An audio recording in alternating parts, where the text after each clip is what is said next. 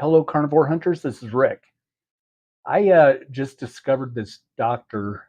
Artis, who I watched one of his videos, and my sister actually told me about this guy, and and he's got this video. I want to just, I'm just going to scratch the surface of this video because it blew my mind. And if you watch it, and if you're on the same health or similar health journey that I'm on, you're going to want to go watch this. Fair warning, it's about 2 hours and 40 minutes, but I mean, it's just like you're watching a movie, except it's a presentation. So it can get a little dry, but it's very, very interesting. I highly recommend it. And what I really like about Dr. Artis is he's like many of our carnivore doctors. They'll talk about a topic and then they'll show you the studies to back up the claims that they're making. And so that's what this guy does, Dr. Artis. And so he made this video, and the title of the video is called, and the name of this video is called The Other N Word. And when I heard that title at first, I was like, ugh. But when you get into the video, you'll understand. And what the N word is that he's talking about is nicotine. The other thing I found interesting with this video is when you listen to the story behind nicotine and why it's been demonized. Uh, you'll find out it has a similar storyline to Ansel Keys and the way he misled the government and the public into saying sugar is good for you, right? And these processed foods are good for you. And so it's well worth the watch.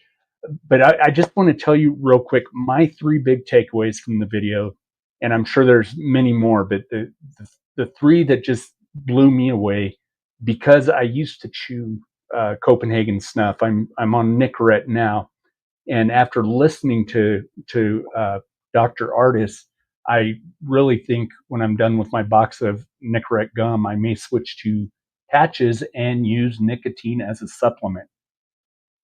So let's go over my three big takeaways. Number one, nicotine is not addictive. Um, the nicotine alone by itself is not addictive. The tobacco is addictive because tobacco companies, whether it's chewing tobacco or cigarettes, probably cigars and pipe tobacco too. They don't talk a lot about those tobaccos, but the tobacco companies are allowed to add up to 599 chemicals, all approved by the FDA.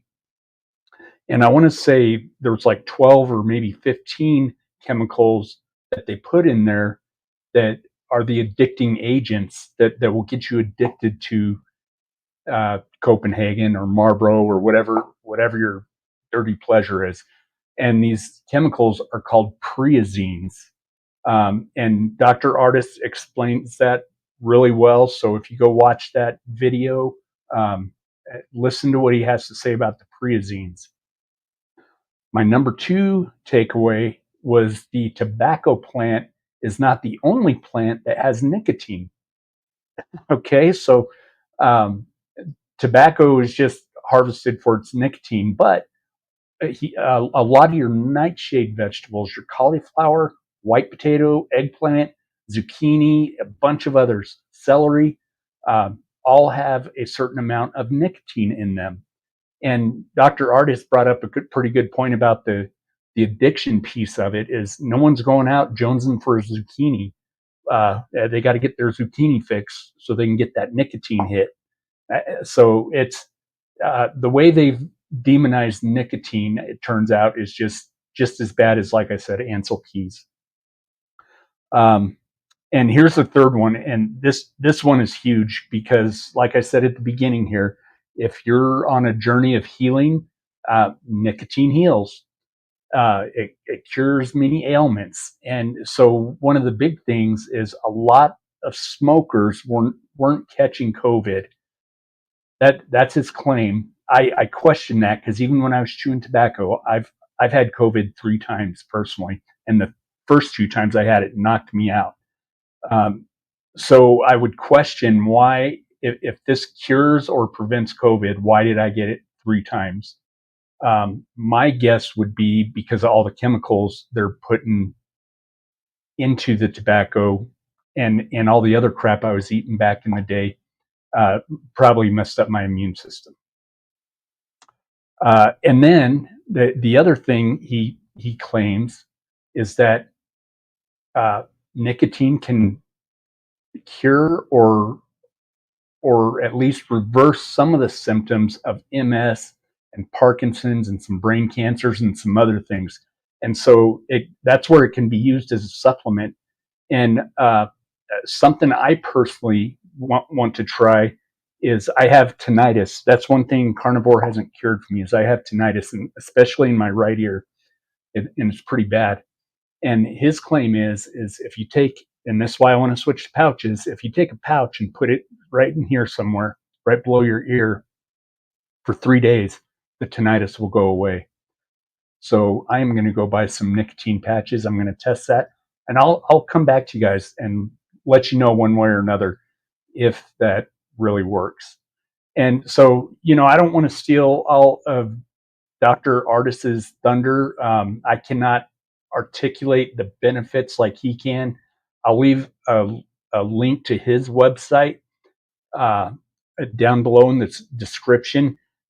Not a lot of his stuff, I don't think, is on YouTube or Instagram or some of the other social media pages because he explains in the video because of the lengths of his video. Um, it sometimes his videos get cut off. So if you go directly to his website, which is the Dr. Dr. Artist Show, ARDIS.com, and then you go to the the Dr. Artist Show tab. He's got a whole list of videos. I've watched a few of them.